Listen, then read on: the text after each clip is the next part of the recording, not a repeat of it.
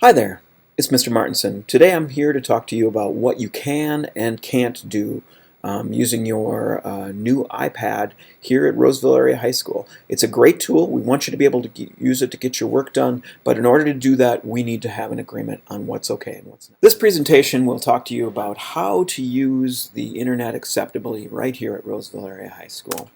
We have the internet on your iPad. It's a wonderful tool. It's something that we want you to be able to use to be a productive student here at Roseville. We want you to use it to organize your information. It's my hope that by the end of the year you won't have lost a single assignment, and I think if you use your iPad effectively, you will be able to keep all of your work.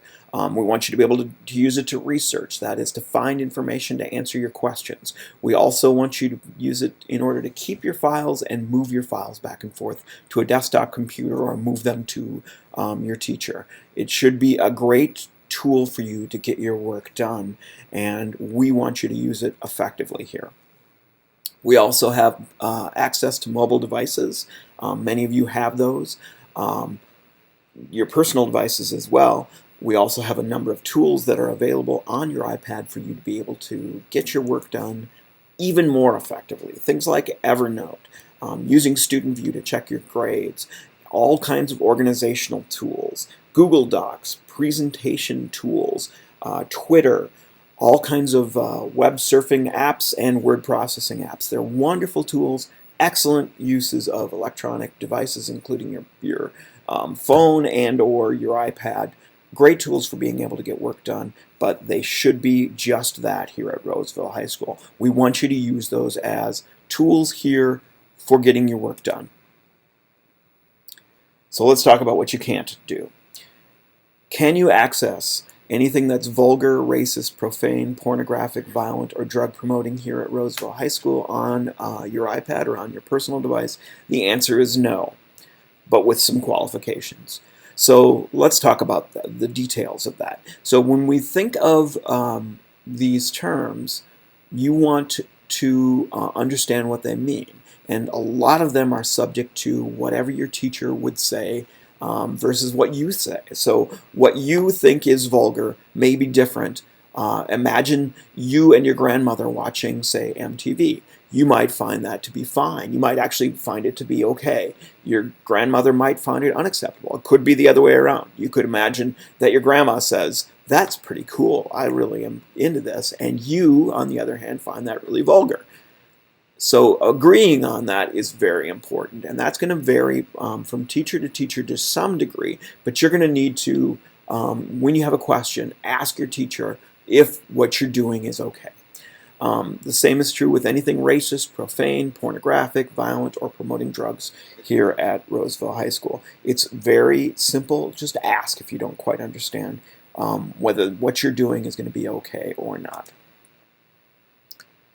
Let's also talk about bullying. We have a very specific policy about bullying here at Roseville High School, and we're going to go into more detail of that in another lesson, but you should know that bullying is defined as unprovoked, repeated, aggressive, or intimidating actions or threats of action by one or more persons in order to cause fear, distress, or harm somebody. So that is using, think about that on the iPad, that is the same thing. So if you were on any social media thing and you were attacked in an unprovoked sort of way, in an aggressive way, in a way that makes you feel intimidated, in other words, feel like you're being threatened and that you might not be able to protect yourself, that is bullying. So it's the same as if it were to happen in the lunchroom or on the bus. It's the same on your iPad, and we want you to be safe in all of those areas, including when you're using your iPad. So bullying can include things like name-calling, taunting, teasing, put-downs, saying or writing anything inappropriate, deliberate excluding a person from an activity, threatening, hitting, taking or damaging anything that's somebody's belonging, making a person do things that they don't want to, cursing, any sort of abuse of power, or even hand gestures or nonverbal behavior can be considered bullying. So the way that you can keep yourself safe from all of that is basically to follow the simple rule that you'll want to treat other people exactly the way that you want to be treated yourself. If you can follow that rule and you can be that way with other people that you're interacting with online, you'll be fine. But keep in mind that what you do online has an imprint and doesn't go away. So those of you that think that, say for example, Snapchat, that the content in your Snapchat goes away after the other person views the content there, you have to know that that isn't true. That a lot of that stuff is actually cached in different spots, and a lot of that stuff is kept for some time. We want you to use your social media and your iPad in a safe and effective sort of way. So, some other things to be cautious about. If you use somebody else's work in something that you're using for a classroom assignment, you want to give them credit. So use other people's work, that's fine, but use it with care. Don't use all of somebody else's work and just give yourself credit for it. Use another person's work, but use it as a way to build your own ideas. And that's a good set of tools that we'll talk about in a later lesson. Also keep in mind that any sort of harassment is serious business. We treat it exactly the same on the electronic device as anything that you would do face-to-face. Make sure that you're using reliable sources. We'll be spending some time talking about that as well, including discussing whether Wikipedia is a great tool for research.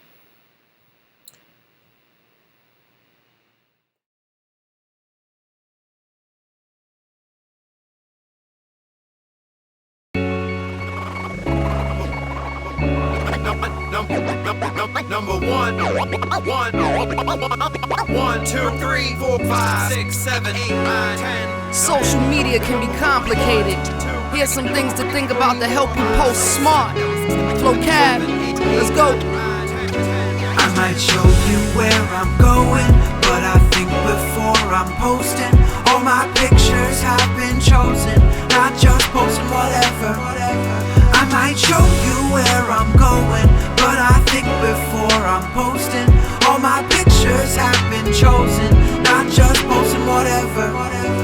So many sites to post pics and post comments and make your friends say, holy smokes, like Robin. Your posts live forever, that's a long time. So don't overshare when you go online. Yeah, your digital footprint will stick with you. So stop and think before you post that picture or message. Flowcab, let's go. The top 10 things to think about before you post. Number 1. Ask yourself, would you say it in real life? If the answer's no, don't post it online. And if you wouldn't want it said about you, don't post it about someone else. That's the golden rule. Number 2. Are your posts vain and narcissistic about your perfect life, all designed to elicit jealousy and envy in the people who read it? If so, don't post that brag, delete it. Number 3. That's TMI, folks. I have a rash. Well, I didn't wanna know. Number 4. Are you posting every detail of your life? Who in their right mind is gonna find that nice? Woke up, hashtag bagel, hashtag shower, and 20 more posts in the next half hour. Think about the reader when you're sharing. Edit your posting, your friends will keep caring. Number 5. A bit like 4, here's what else. Keep your relationship details to yourself. You don't need to post every hug and sunset. That might make your single friends feel upset. A moment still has meaning if you don't post it, know this. Now let me get back and focus. Number 6, the cryptic cliffhanger, man, like, Dude, no one understands. it's a little desperate, begging for attention. Just be upfront off the bat with what you mentioned. Number 7. Are your posts all complaining? You really need pity just because it's raining. Number 8. Curate your photos like a museum. Don't post pics you wouldn't want your grandma seeing. Goes double for anything risky or risque that could affect your future in a big way. And that's doubly true if it's a photo of a friend and not just you. Number 9. Check your privacy settings. I mean it, want creeps of future employers to read it? You really want your Insta-face tweets like concrete? I mean all over the streets. Number 10. Post smart, okay, and spread love. That's the Brooklyn I way. might show you where I'm going, but I think before I'm posting, all my pictures have been chosen, not just posting whatever. I might show you where I'm going, but I think before I'm posting, all my pictures have been chosen, not just posting whatever. So think twice, y'all, before you post. Be smart, be safe, and be out.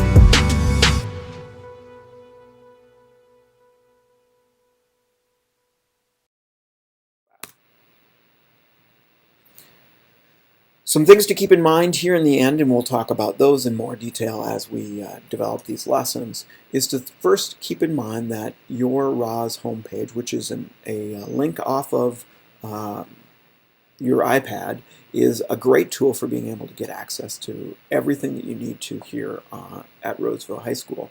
You should also have access to your Google Docs, which you can find at docs.isd623.org. Remember that all of your accounts require the same username, which is your last name and your first name, a combination of 6 letters from your last name and 5 letters from your first name, and your password in the format of month, day, and year is how you sign in and use the electronics here at Roseville High School. That would be the computers, that would be Google Docs, that would be even your access to the card catalog here at RAHS. So that's kind of an overview of what acceptable use here is. I'm also linking a separate file that is a short description about what the rules are for electronics in class, and I'd like you to take a look at that as well.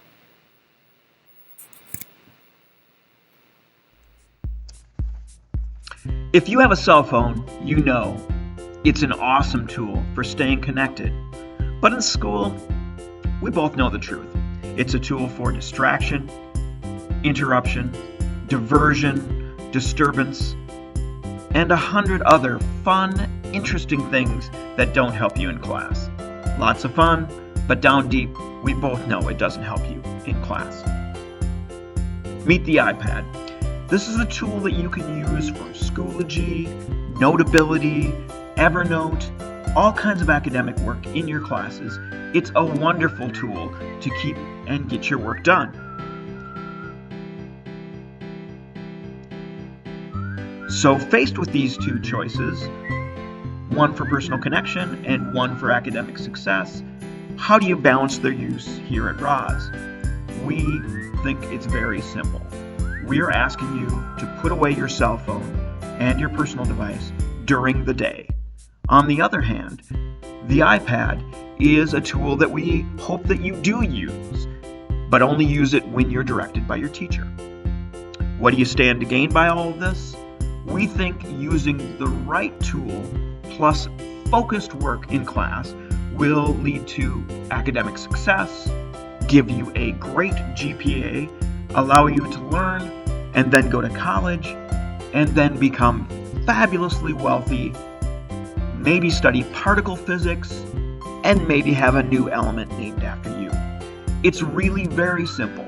Use the tool that best fits your future.